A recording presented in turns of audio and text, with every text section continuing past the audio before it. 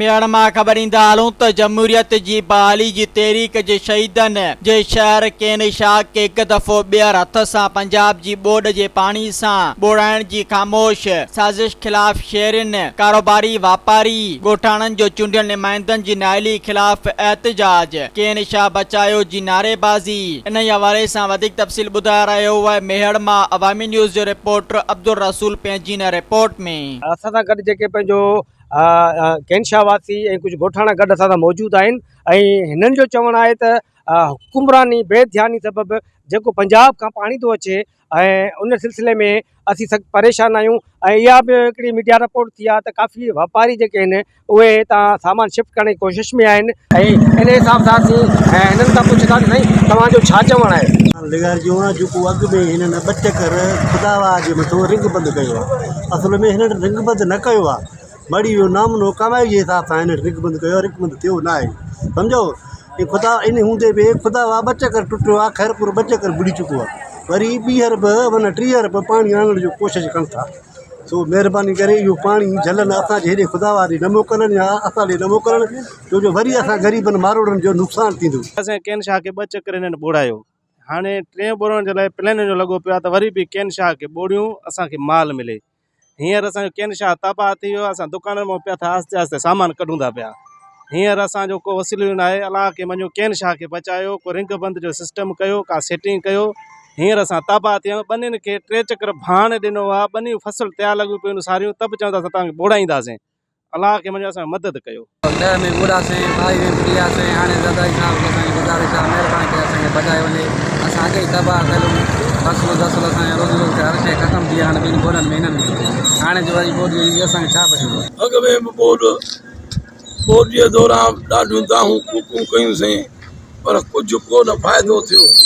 हिन महिल बि जेको आहे सो ग़रीब बराड़ी में माण्हू वॾा परेशान आहिनि। हर हिकु माण्हू पियो थो अचे पुछा करे ॾाढा छा थियो आहे। मां चयो हाणे आहे अलाह जे हथ में, हाणे आज़ाद बादशाह पए थो पियो, हुकुमरान मदद कंदा असां ग़रीबनि जी त अलाह कंदो, सभु कुझु थी वेंदो। अॻ में तव्हां ॾिसंदा जो कंहिं तारीख़ुनि में ॿुॾियो आहे, हे 3 दफ़ा मुसलसल ख़ैरपुर नाथन शाह जो ॿुॾे, बाक़ी हिते छा बचंदो?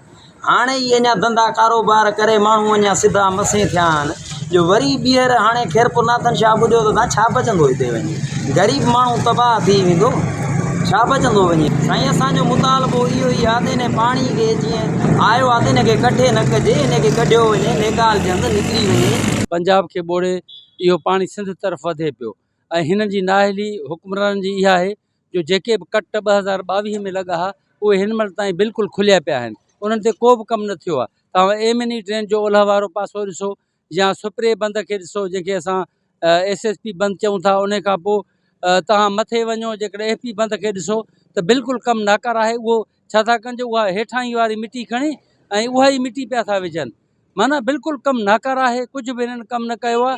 ऐं तव्हां ॾिसिजो वेही त हिननि जी नाअहली जे करे माण्हू मरंदा। जीअं अॻ में केनशा जा माण्हू ॾिसो था त केतिरा मुतासिर थिया, माण्हू वीचारा मरी विया, ॻोठनि में माण्हू क़ैद थी विया, हुननि जे सुवारी जो बंदोबस्तु न थी सघियो, हुननि जे निकिरण जो बंदोबस्तु न थी सघियो, तंहिं करे उहे माण्हू मजबूर थी वेही रहिया। पोइ इहो आहे त हिन फ्लड ईंदो, ज़रूरु फ्लड ईंदो, तंहिं करे माण्हुनि खे हिन महिल जेको आहे रेस्क्यू कयो वञे।